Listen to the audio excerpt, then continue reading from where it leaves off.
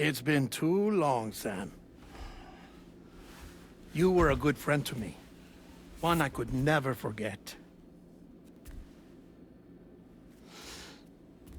Which is why I took steps to ensure that this message would only play upon your arrival. The sensors were set to scan for your biometric data. A simple enough trick.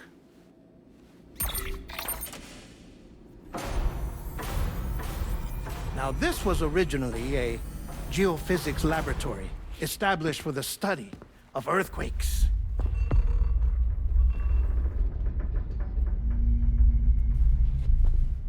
And for that reason, it holds a wealth of documentation on gatequakes, tar currents, and plate gates. As well, I discovered, as research data on the other side. Now, what I'm about to tell you, I learned after I came to this place.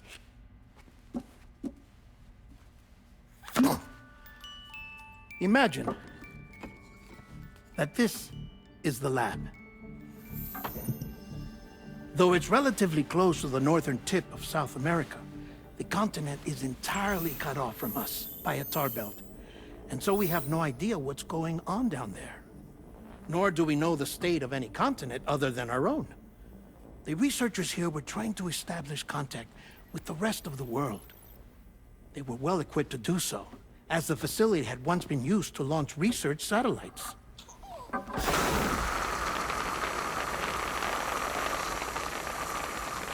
So they tried launching a variety of probes and drones in the hope of obtaining observational data, with no success.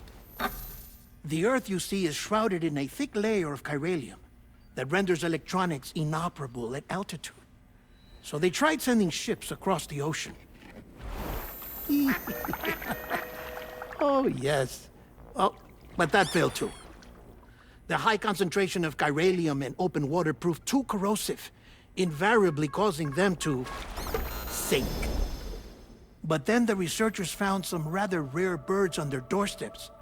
Birds not native to the region. Nice birdie, nice birdie. And that, my friend, was just the beginning. Not far from the lab, they discovered a strange anomaly. Well, the surrounding area was heavily contaminated with chiralium. Yes. This is beautiful. The researchers would later dub the anomaly a plate gate. But further investigation revealed that it came into existence when you began to expand the chiral network across North America, and that the gate grew larger in tandem with the network itself. What started as a tiny fissure in space became so much more.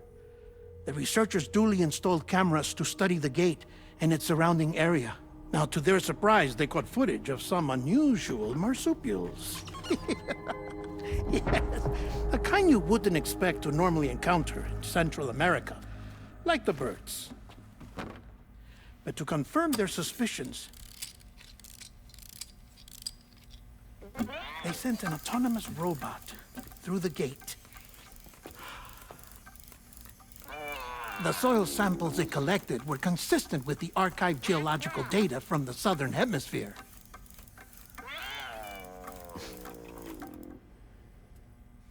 Not long after, several men and women came through the gate.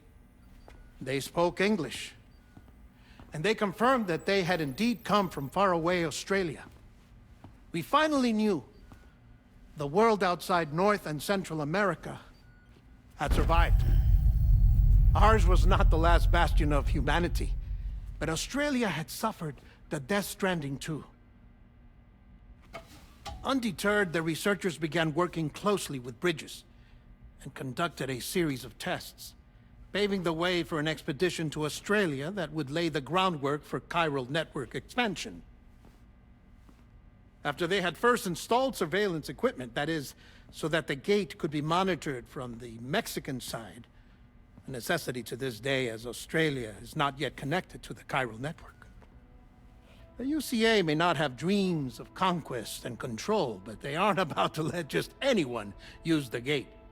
Indeed, that's one of the reasons they were so determined to connect Australia to the network in the first place.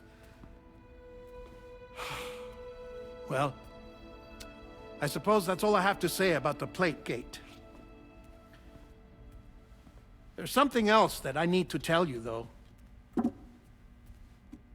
Something far more important. Mind if I pause it here? I have to go take a shower.